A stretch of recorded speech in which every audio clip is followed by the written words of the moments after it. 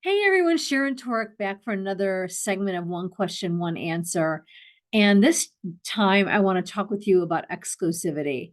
For those of you who have decided to niche down in your agency, whether you serve a particular vertical or you have a specialization in a particular tactic or a technique, eventually your clients start to get a little proprietary about you. They love what you do, they love that it's tailored to their needs, and sometimes they want you out of themselves.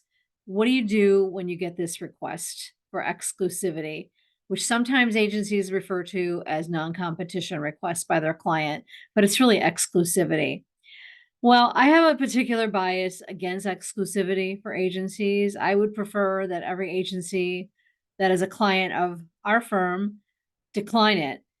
However, I do know that for many of you, it can be a great opportunity and a condition that you might have to accept for the opportunity to get a particular piece of business or have a particular client in your roster. And so, if you've made a business decision that you are going to agree to an exclusive relationship with a particular client, here's some things I want you to keep in mind.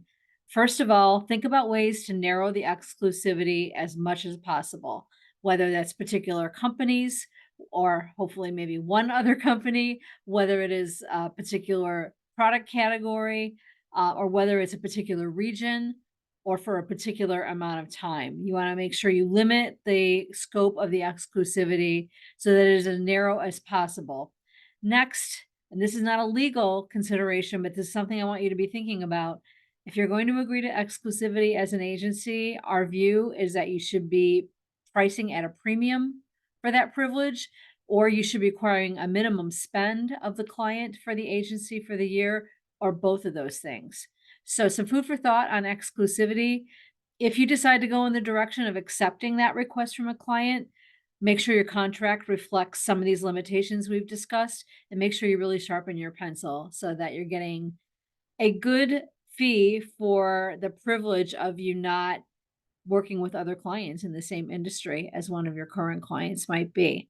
I hope this has been helpful. I'm Sharon Torek for One Question, One Answer, and we'll talk with you next time around. Bye.